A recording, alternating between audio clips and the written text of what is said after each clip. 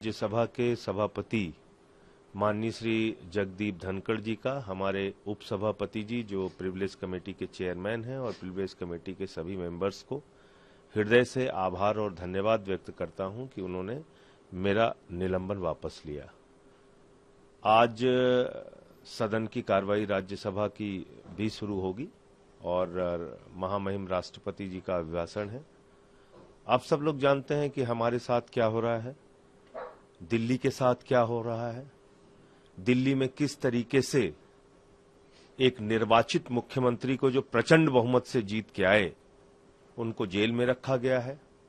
ED court से उनको जमानत मिल गई तो नियम कानून को ताक पर रखकर केंद्र की बीजेपी सरकार के जो ईडी के लोग हैं वो हाई कोर्ट पहुंच गए, बगैर आदेश की कॉपी के स्टे ले लिया जो भारतीय न्यायपालिका के इतिहास में कभी नहीं हुआ।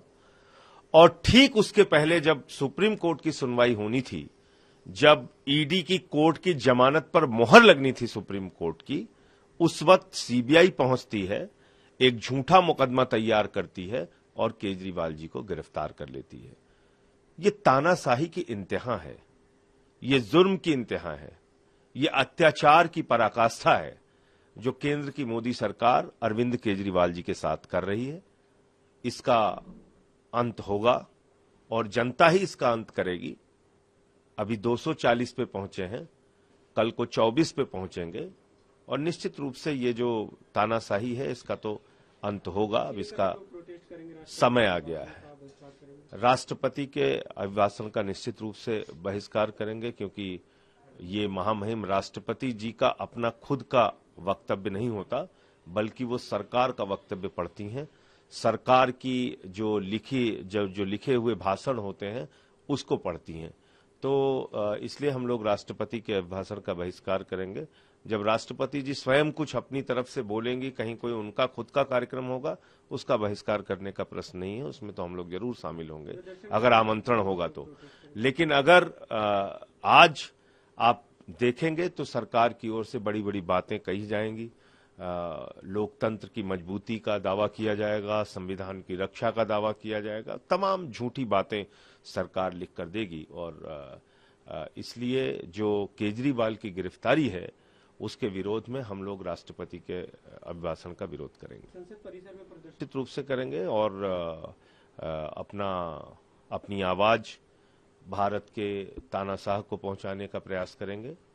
दो मुख्यमंत्रियों को आपने जेल में डाल रखा है। एक झारखंड के पूर्व मुख्यमंत्री हेमंत सोरेन जी जेल में है, दिल्ली के मुख्यमंत्री अरविंद केजरीवाल जी जेल में है, मनीष सिसोदिया जी जेल में है, सत्येंद्र जैन जी जेल में है। मैं तो पूछना चाहता हूं मोदी सरकार से, क्या अंत है आपकी इस तानाशाही का? क्या सीमा है आपकी तानाशाही की? कभी तो आप रुकेंगे, कभी तो आप थमेंगे नहीं। एक के बाद एक मुकदमे, एक के बाद एक झूठी कहानियां, एक के बाद एक अत्याचार। तो मैं समझता हूं कि अब इस तानाशाही के अंत का समय आ गया है। 240 पे रुके हैं और मैं तो बार बार कहता हूं ये सरकार ज्यादा दिन चलेगी नहीं।